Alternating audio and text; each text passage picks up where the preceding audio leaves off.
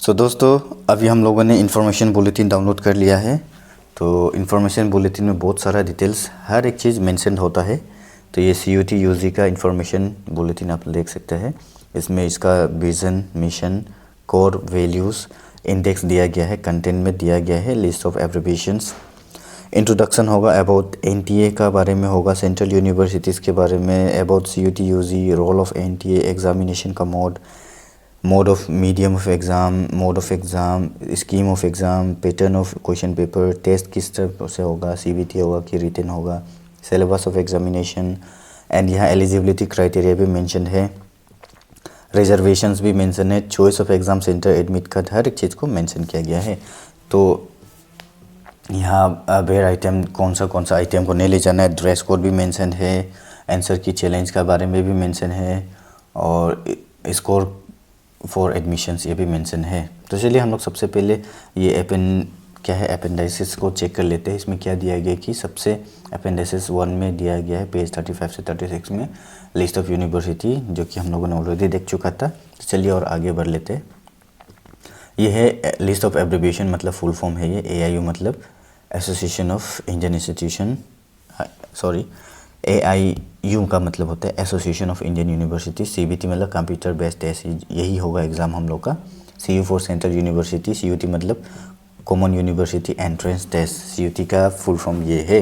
EWS मतलब economically weaker section, government of India. तो ये जहाँ भी आपको यूज नज़र आएगा, MOE का मतलब होता है कि ministry of education, MCQ multiple choice questions. NTA का फुल फॉर्म है, जो कि ये एक एजेंसी है, एक बॉडी है जो एग्ज़ाम कंडक्ट कराता है बहुत ज़्यादा, नेशनल टेस्टिंग एजेंसी। OBC जो अदर बैकवर्ड क्लासेस, NCL मतलब नॉन क्रीमिलियर मतलब जो गरीब लोग हैं, बिलो 5 लाख इनकम। और ये PWBD होते हैं, पर्सन विद बेंचमार्क डिसेबिलिटीज़ और पर्सन विद डिसेबिलिटीज़, दोनों में ये डिफरेंस होता है। ये 3rd नंबर है। The right of person with disability act 2016 में ये नया लाया गया है। ST SC UDID जो unique disabilities ID no, UPI ये पेमेंट का होगा। You are unreserved UT union territory. तो important informations and dates at a glance दिया गया हुआ है। तो ये रहेगा हम लोग का कि एग्ज़ाम फॉर्म फिलअप जो कब से होगा, कब तक होगा, ये यहाँ पे मेंशन है। तो देख सकते हैं 3 से 30 जनवरी तक होगा फॉर्म फिलअप, 31 जनवरी लास्ट डेट होगा, 2 से 4 तारीख को करेक्शन होगा, बाकी सबको अनाउंस करेगा। एग्ज़ाम जो 11 से 31 मई तक हो जाएगा। और इसका फ़ीस का बात करें तो जनरल अनरिजर्व के लिए 3 सब्जेक्ट, मिनिमम 3 सब्जेक्ट लेना है। अगर आप एक सब्जेक्ट भी ले रहे हैं तो आपको 1000 ही देना पड़ेगा। अगर 3 सब्जेक्ट ले रहे हैं तो आपको भी 1000 ही देना पड़ेगा। तो क्यों ना आप 3 सब्जेक्ट ही ले लें, आपका लॉस ना हो। और इसमें अगर आप और एक्स्ट्रा सब्जेक्ट लेगा, लाइक 4 सब्जेक्ट आप लेना चाहते हैं, तो आपको 1000 प्लस 400 देना पड़ेगा, 1400। मतलब हर एक सब्जेक्ट में 400 रुपीज़ ऐड होगा जनरल के लिए। वही OBC NCL के लिए 900 रुपीज़ है 3 सब्जेक्ट का। अगर आप एक्स्ट्रा और लेगा तो 375 हर एक का देना है। वहीं बात करते हैं ST का 800 है। ST SC PWD 3rd gender उनके लिए 800 रुपया है, और हर एक नया सब्जेक्ट का 350 लगेगा। और जो बाहर है, जो इंडिया से बाहर है, उन लोगों के लिए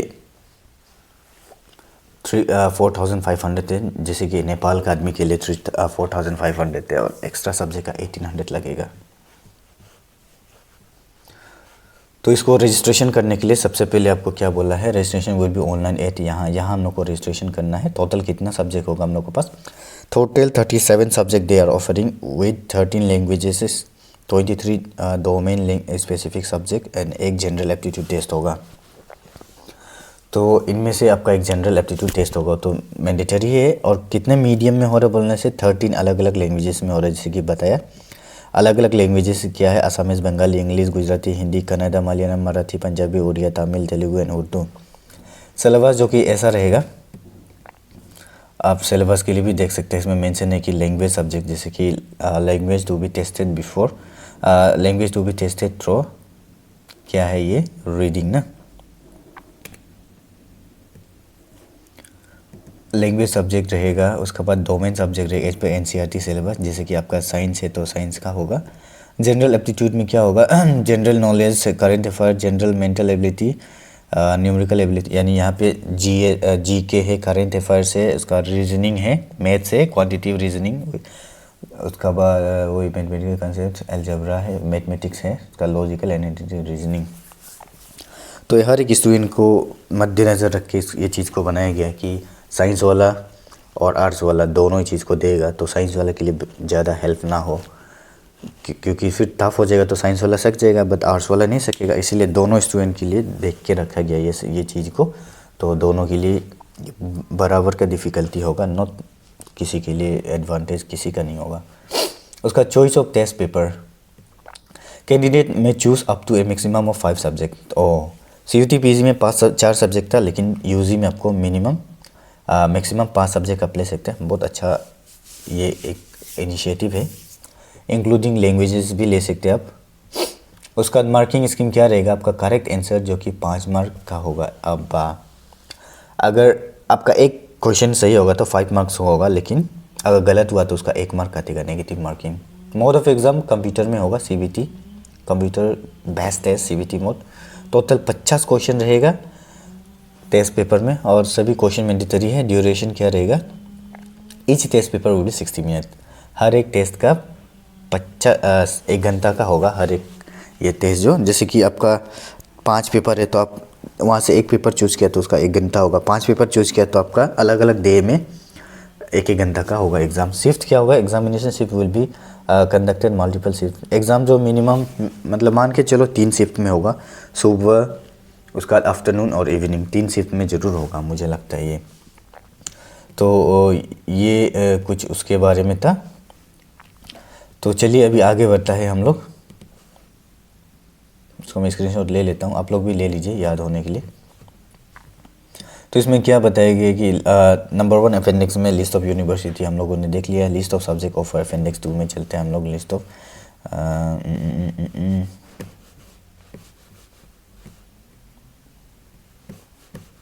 बहुत लंबा ये चीज़,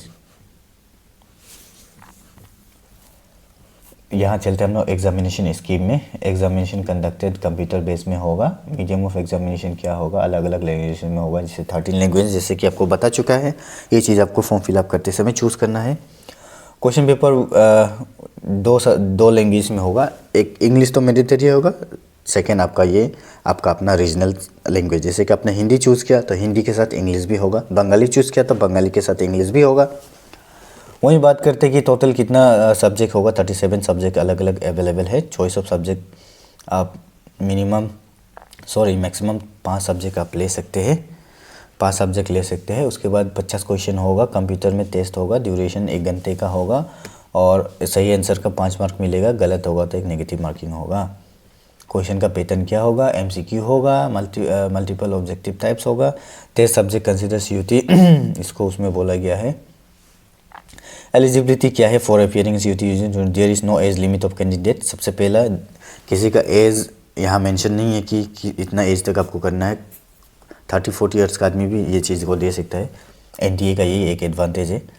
the candidate who have pass class 12 equivalent examination और अपियरिंग इन 2026, जो स्टूडेंट क्लास 12 पास हो चुका है और class 12 equivalent examination like inter, board, intermediate, inter school बोलता है, और जो क्लास 12 में अभी ये साल एग्ज़ाम देगा, जो क्लास 12 में है ये साल एग्ज़ाम देगा अभी बोर्ड एग्ज़ाम 2026 को, वो एलिजिबल है। तो हो चुका है एलिजिबिलिटी के लिए बात। और क्वालिफाई एग्ज़ामिनेशन इसको छोड़ देते हैं, ये इतना मैंडेटरी नहीं है। उसका रिजर्वेशंस के लिए बोला है तो यहाँ ST, SC, OBC, NCL के रिजर्वेशंस है। PWD के लिए है, PWBD के लिए है। उसके बाद एक वो था ना DUID के लिए भी है। सबका रिजर्वेशन है बोल के यहाँ मेंशन है। चॉइस ऑफ एग्जामिनेशन सिटीज़, ये आप अपने आप चूज़ कर सकते हैं कहाँ कहाँ आपको चूज़ करना है। एडमिट का जो कि बाद में बताएगा बोला गया है। डेट ऑफ एग्जामिनेशन यहाँ मेंशन है 11 से 31 मई तक होगा। कंप्यूटर में होगा। शिफ्ट टू बी अनाउंस, अलग अलग शिफ्ट में होगा। तो ये अलग अलग शिफ्ट आपका दिन में 3 बार तो होगा, कम से कम 4 बार भी हो सकते हैं ज़्यादा स्टूडेंट होने के कारण। ऐसा भी हो सकता है आपको एक दिन में 2 एग्ज़ाम भी हो सकते हैं, ऐसा ऐसा तो हो सकते हैं, नहीं होगा तो नहीं बोल सकते ना, हो सकता है सुबह और शाम को, लेकिन डायरेक्ट तो नहीं होगा, कांस्टेंट तो नहीं होना चाहिए।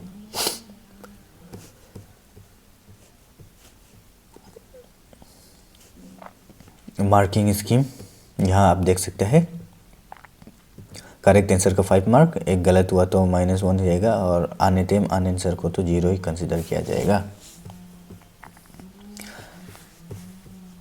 अपेंडिसेस यहाँ आपको देख सकते हैं, अपेंडिक्स में मेंशन है लिस्ट ऑफ सेंट्रल यूनिवर्सिटी, जो कि हम लोगों ने देख लिया है। एंड यहाँ लिस्ट ऑफ लैंग्वेजेस सब्जेक्ट्स, जो कि हम लोगों ने देखा था अलग अलग लैंग्वेज में, 13 लैंग्वेज में कर रहा था। अभी हम लोग यहाँ सब्जेक्ट को देख लेते हैं। तो इसमें 37 टोटल सब्जेक्ट है, जो कि क्या है, इंग्लिश, इसका कोड ये रहेगा। आप फॉर्म फिलअप करते समय कोड डालना बहुत मैंडेटरी है, और इसी कोड से आपको एग्ज़ाम भी होगा, और इसी कोड से आपको कुछ पढ़ना लिखना है, यूट्यूब में सर्च करना है, तो इसी कोड से आप टाइपिंग करके आपको रिजल्ट मिलेगा।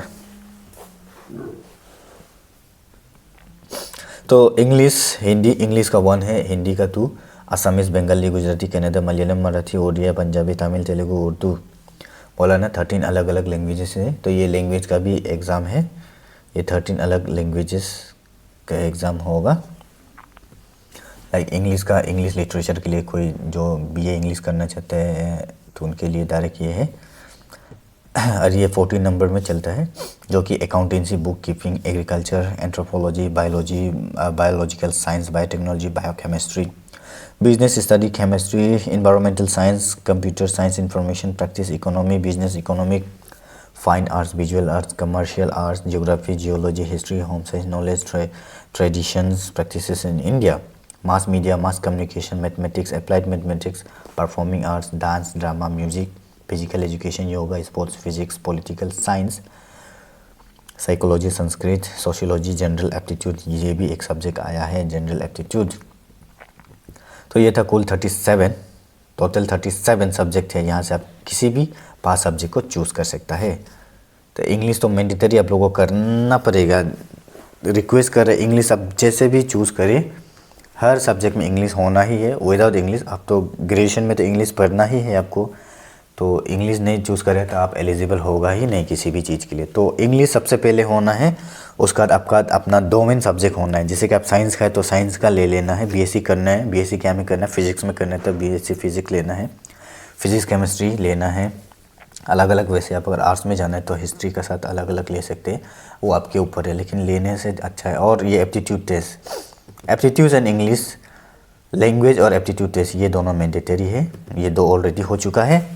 ऐसा मत सोचिए कि एक सब्जेक्ट लेके फॉर्म फिलअप करेगा, ऐसा पॉसिबल नहीं है। तो ये 2 सब्जेक्ट तो मैंडेटरी है, उसका 2 सब्जेक्ट तो मैंडेटरी है, तीसरा सब्जेक्ट भी मैंडेटरी होगा कि आपको क्या सब्जेक्ट में करना है। फॉर एग्जांपल केमिस्ट्री में करना है तो इंग्लिश में करना है या हिंदी मीडियम, कौन से मीडियम में करना है, तो ऑब्वियसली इंग्लिश में करेंगे, ताकि इंग्लिश में पढ़ा वाला स्टूडेंट लोग इंग्लिश में करेगा तो इंग्लिश चूज़ करेगा, फिर ये एप्टीट्यूड टेस्ट चूज़ करेगा, एंड थर्ड उनको केमिस्ट्री करना है, बीएससी केमिस्ट्री तो केमिस्ट्री चूज़ करेगा। तो ये आपका हो चुका है एक सब्जेक्ट के लिए। लेकिन आप इसके साथ और अल्टरनेटिव लेना है तब इन्वायरमेंटल साइंस ले सकते हैं, स्कोप के लिए ये ले सकते हैं बायोलॉजी का। तो ऐसे हो कि आप यहाँ से ये 3 ले ले, वो 2 ले ले, 5 हो गया, आपका हो चुका है। तो चलिए दोस्तों, ये जो कि सब्जेक्ट मैंने बता दिया है, और ये हर एक स्टेट में होगा अलग अलग। यहाँ से सेंटर भी मेंशन है, तो हम अरुणाचल का चेक कर लेते हैं। अरुणाचल प्रदेश में देख सकते हैं 2 जगह है, वही है, क्या है, नाहरलगुन, पापुमपारे है। नाहरलगुन, ईटानगर में तो होता ही नहीं है, नाहरलगुन में ही होगा ये जो। और असम में तो भर के होगा, डिब्रूगढ़, गुजरात, जोरहाट, सिलचर, तेजपुर।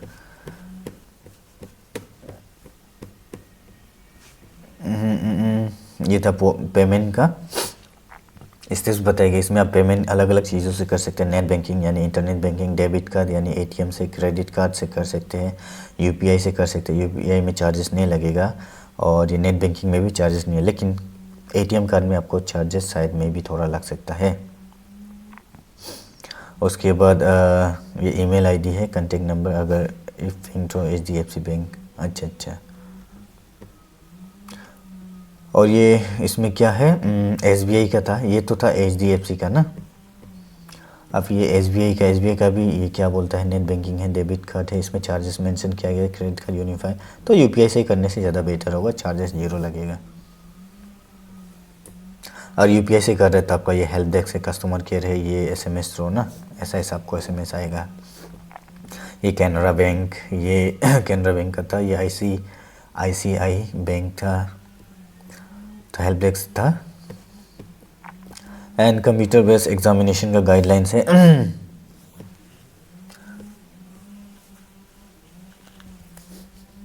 यूज़र नेम आपका वो एडमिट कार्ड का जो एप्लीकेशन आईडी या रोल नंबर होगा वो यहाँ फिल करेंगे, या पासवर्ड आपका डेट ऑफ बर्थ होगा।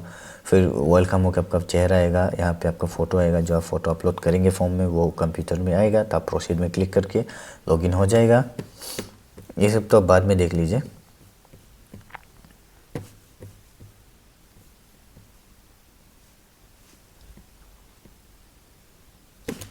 और क्या है इन्फॉर्मेशन यहाँ देने के लिए,